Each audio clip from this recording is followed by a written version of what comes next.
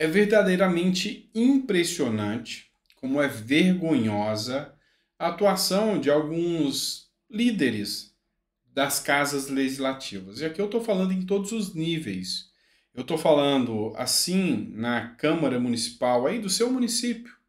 Como o presidente da Câmara às vezes posterga alguns processos que são importantes para a população.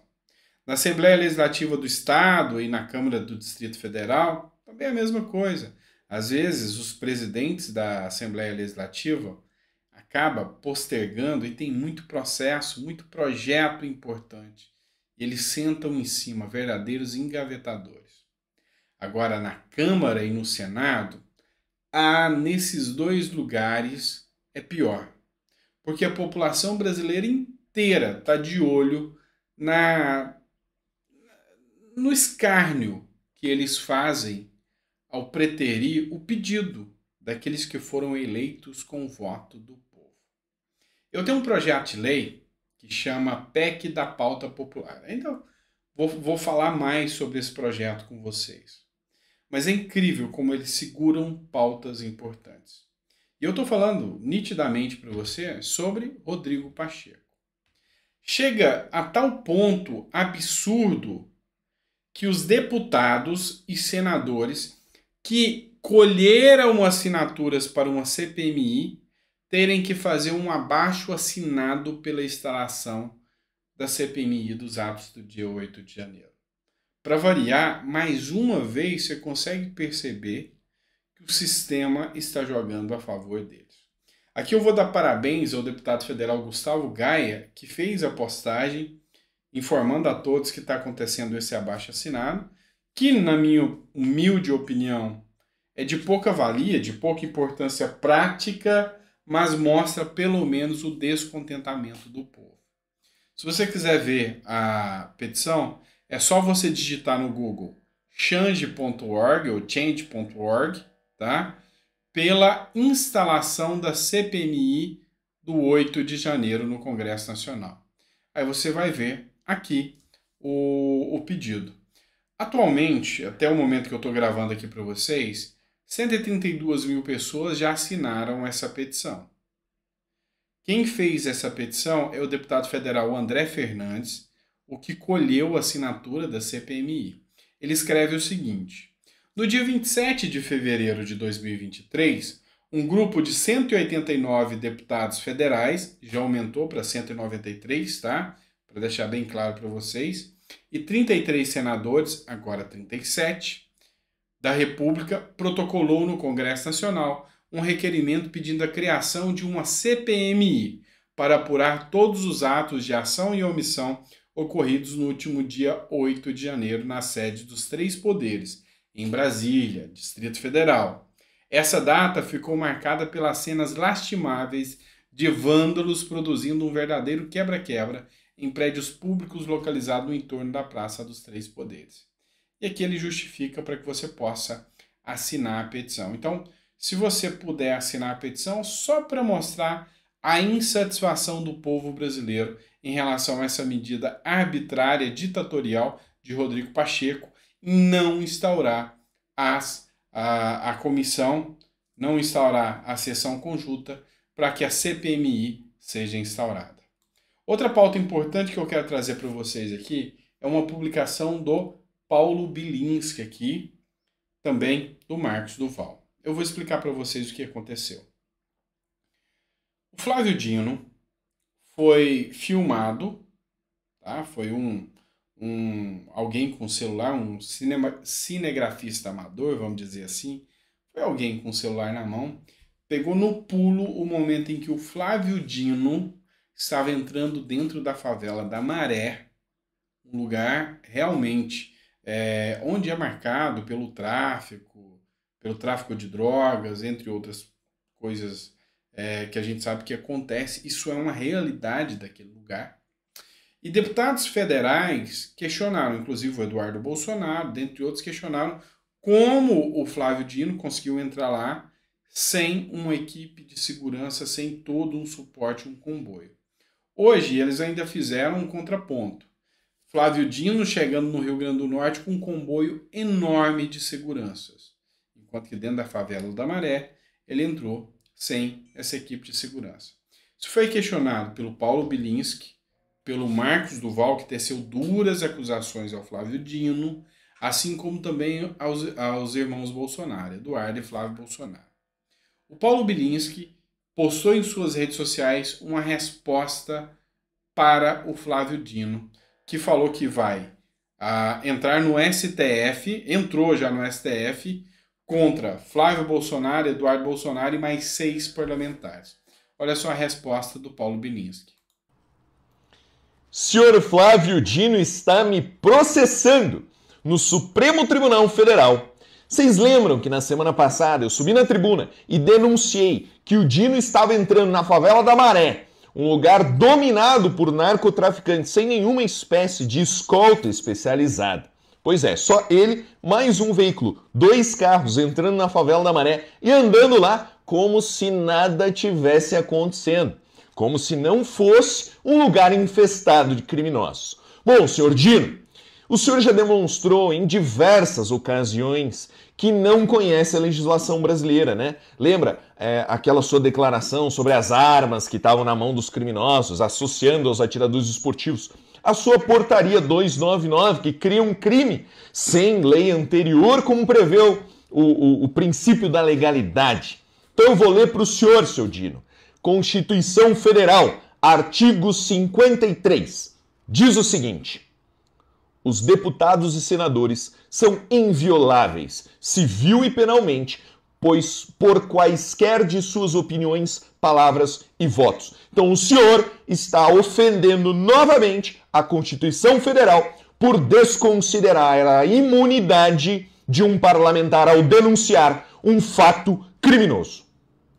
Pois é, essa aqui foi a manifestação do Paulo Bilinski, mas o Marcos Duval também fez uma postagem aqui e colocou a postagem da Capital SA, tá, que fez a publicação. Dino faz notícia crime contra irmãos Bolsonaro por envolvê-lo com crime organizado. E aqui ele veio e colocou a postagem, marcando aqui embaixo que também o deputado, que o senador Marcos Duval, também é um dos indiciados. O Marcos Duval escreveu aqui em suas redes sociais: vamos ver se ele chama a cúpula do Comando Vermelho para ser testemunha dele. Além da notória incompetência como ministro da Justiça, ainda é covarde, como dizia Mark Twain. Nunca discuta com o ignorante, ele te rebaixará ao nível dele e te vencerá pela experiência. Brasil, a batalha começou. Então, assim, o Marcos Duval faz essa postagem aqui nitidamente, deixando claro que não tem medo da intimidação do Flávio Dino. Flávio Dino, que prestou depoimento, fez declarações, assim, demagógicas, sem nível, do quanto são demagógicas as declarações que ele prestou, sabe? Levando para o lado vitimista. Não, ele tinha só que prestar esclarecimento. Olha, eu estava aqui fazendo isso, isso e isso. É papel dos deputados e senadores, preste atenção no que eu vou falar para você agora, e aqui eu estou falando na condição de advogado. Se é que a questão de imunidade hoje já não tem valor nenhum mais. Mas olha só, o quanto isso é perigoso e temerário. A partir do momento que nós temos deputados e senadores que têm uma imunidade parlamentar para fiscalizar o ministro da Justiça, assim como todos os membros do Poder Executivo, judicializar todas as averiguações, questionamentos, é ridículo o que está sendo feito. Vamos lá. Foi feito o requerimento e pedido para que Flávio Dino, base constitucional, compareça à Comissão de Segurança Pública para prestar esclarecimento do que ele estava fazendo lá na favela da Maré. Ele é funcionário público e deve esquecer disso. Acha que já é um dono do poder. Como funcionário público, ele tem a obrigação e o dever de prestar esclarecimento para a Comissão de Segurança Pública e assim como também para os parlamentares que podem sim questioná-lo e convocá-lo. É papel deles, dentro da imunidade parlamentar deles, fazer questionamentos e fiscalizar o Executivo Federal. Então, assim, eles usam esse argumento, essa narrativa, essa falácia para jogar tudo isso para a galera aí, aquela turma que ainda acredita na narrativa que eles trazem. Quer um exemplo de narrativa? Agora eu vou mudar de assunto com vocês um pouco, vou partir para a pauta da economia. Olha só o nível escatológico que a gente chega dentro da narrativa que essa velha imprensa vem trazendo. Essa matéria é da Folha de São Paulo, não é de hoje, tá? Então eu deixo bem claro para vocês, essa matéria foi publicada no dia 15 de março, há 5 dias atrás. Eu deixo bem claro para vocês que eu não sou um canal jornalístico. Meu papel aqui não é ser o primeiro a trazer a notícia. Eu sou um canal de opinião. Então, de acordo com o que vão aparecendo as pautas aqui, eu trago para trazer esses pontos jurídicos, filosóficos e políticos para vocês. Essa matéria aqui diz o seguinte: inflação dará alívio a pobres e pesará mais na classe média, dizem especialistas. Quem são esses especialistas? Especialistas contratados para fazer a defesa, uma defesa esdrúxula desse governo que está aí, né? Não existe inflação que dá alívio a pobres. Inflação é mal. Ponto. Inflação é coisa ruim. Pesará mais na classe média. Peraí, vamos falar que pesar na classe média a inflação aí pode, tá tudo bem? Tanto o argumento inicial de que a inflação vai dar alívio para pobres, que é ridículo, imbecil, uma justificativa dessa. E aqui quem está falando, vocês estão falando que estão trazendo especialistas, beleza. Eu entendo de direito tributário, sou pós-graduado especializado em direito tributário, sou aluno do IFSGAN. Então, da parte tributária, porque se você não sabe, a inflação ela é encarada como um tributo compulsório, tá? Ah, não, então você tá, o babaca aí está falando que é um imposto. Não, eu estou falando que é algo que pesa no bolso do contribuinte, no bolso do pagador de impostos, no bolso do trabalhador. Esse é o primeiro ponto. Segundo ponto, a inflação ela vem em efeito cascata. Não existe a possibilidade da inflação impactar A ou B e deixar de fora o outro, e muito menos de trazer alívio. Isso é ridículo. Então, assim, eles têm que fazer vamos dizer assim, um malabarismo para poder justificar o que é dito por esse governo, que não tem sentido, não tem razão de ser. Aí, só para constar, tá? Ainda não sou mestre, mas já terminei, estou só fazendo meu TCC em comércio internacional. Então, macro e microeconomia é minha pauta de estudo pela Universidade de Miami. Então, amigo, pelo amor de Deus, quem são os especialistas que dizem uma coisa dessa? Seria mais ou menos isso aqui. De novo, olha só, a passação de pano ao governo Lula. Toda vez que vai discutir o avanço social, aparece alguém para dizer que é gasto. Diz Lula, avanço social? Aumentar 17 ministérios. Isso é avanço social? Não, isso é gasto. Aumentar salário de ministro do STF, isso é avanço social? Isso é gasto. Então é uma hipocrisia e uma demagogia sem tamanho. E o pior, que eles escondem, sabe, alguns pontos, absurdos. Olha só o que o Lula falou. Toda vez que a gente vai discutir avanço social, vai aparecer alguém da área econômica para dizer que é gasto. Alguém da área econômica, tá? Para dizer que é gasto. O presidente ainda diz que é preciso arejar a cabeça e os cursos de economia precisam mudar e diferenciar custo, gasto e investimento. Olha só o que esse sujeito diz. Livros de economia estão superados e é preciso criar uma nova mentalidade para essa razão. Pelo amor de Deus, Lula, por que você não me avisou isso antes? Se eu já soubesse que os livros de economia estão superados, eu não tinha feito 2 anos de mestrado numa universidade no exterior se os livros estão superados. Eu ia aprender com você, assistindo os seus vídeos, assistindo as suas palestras. Não é isso? Faça-me rir. As ciências econômicas não são consideradas exatas porque ela leva em consideração a questão do seu povo.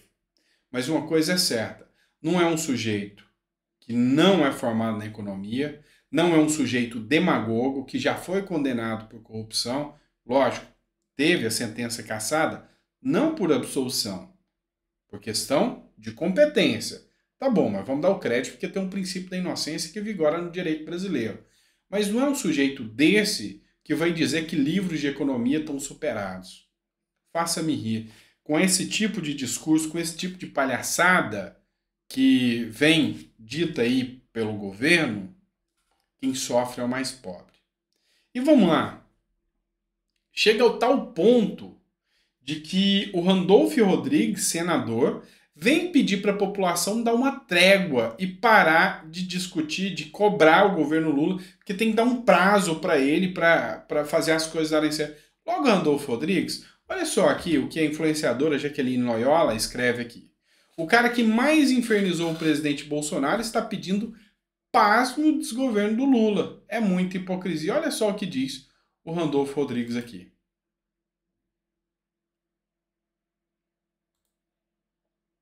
Probleminha técnico aqui, mas vamos lá, pessoal. Nós somos brasileiros, mas eu apelo, eu acho que nós somos brasileiros, somos todos compatriotas. Quem votou em Luiz Inácio Lula da Silva, quem votou em Jair Bolsonaro, comungam dos mesmos valores enquanto sociedade, comungam da mesma pátria, comungam da mesma identidade diante do mundo. Não há razão para conflito entre nós. Até aqueles que querem fazer oposição devem agora aguardar, dar o tempo para que a oposição se concretize. É natural em qualquer democracia um período de pelo menos 100 dias para avaliar e julgar quais são as ações do governo eleito. Então, o momento agora é de união. Eu acho que isso aí, Dani e Tainá, não ajuda em nada ao país. O conflito, a desagregação, levar o ódio para a política, incidentes tristes, Dani, como esse de Mirassol, não ajuda em nada. Não ajuda, não contribui em nada. O nível de demagogia que a gente consegue perceber é gigantesco. Primeiro ponto. Os valores de quem votou em Bolsonaro e de quem votou em Lula são completamente diferentes. E aqui eu não estou nem defendendo o A ou B. Eu estou deixando claro que há uma fake aqui sem precedentes. São valores totalmente diferentes. Segundo ponto, não se trata disso. O cara vem com um plano e um projeto de governo para chegar e começar a governar. Vim com essa balela de que nós que estamos pagando o pato temos que esperar. Tá de brincadeira com a minha cara, né? Tá de brincadeira com a minha cara. Isso aqui é um exemplo? Quais são as medidas do governo Lula? Emprestar de novo dinheiro para Cuba, Venezuela, colocar mercadante no BNDES, aumentar ministérios, fazer a PEC do estouro com aumento de gastos, e até as medidas que parecem ser boas têm que ser estudadas com mais calma, como por exemplo o governo falou que vai lançar o Mais Médicos. Olha o que a Paula Belmont, que é deputada distrital agora, escreveu. O relançamento do Mais Médicos causa um alerta sobre erros do passado. Politização dos médicos. É fato. Falta de transparência sobre os repasses. Com certeza, nunca teve transparência o retorno e o repasse dos valores pagos aos cubanos e o que foi efetivamente para o governo de Cuba. Más condições de trabalho dos cubanos. Pois é. Para eles, quase regime escravo, né? Desvalorização dos médicos brasileiros. E quem diz isso? A Paula Belmont. Por quê? Como investiguei o programa. Em 2019, como deputada federal, apresentei requerimento para abertura de CPI para investigar acordos firmados entre Brasil e Cuba de 2003 até 2016. Conseguimos apoio e assinatura de 175 deputados e fomos até as autoridades norte-americanas para falar sobre essas relações. A fiscalização e a cobrança por transparência são prioridades do nosso trabalho. A CPI foi instaurada, 175 assinaturas para instaurar a CPI do Mais Médicos. Foi instaurada? Não. Quanta coisa não houve por detrás, por baixo desse Mais Médicos? Ainda tem questão do revalida, tudo isso que é discutido e questionado. Então, assim, a gente já está esperto, a gente já está sempre com o pé atrás sobre tudo que é anunciado, sobre tudo que vem. E é lógico, a gente precisa estar de olhos sempre abertos, tá bom? Pessoal, se você ficou até o final do vídeo, coloca no comentário se gostou do conteúdo, se gostou das informações que a gente trouxe. 20 minutos de vídeo eu acho que é o suficiente, né? Não tem como eu mostrar a tela aqui para vocês. Se eu pudesse mostrar a tela, eu ia mostrar que tinha mais ou menos umas 10 matérias ainda separadas, mas é muita coisa para a gente tratar aqui, tá bom? Obrigado por tudo, grande abraço. A gente volta amanhã às 9 horas para poder estar aqui batendo um papo com vocês. Abraço e até lá.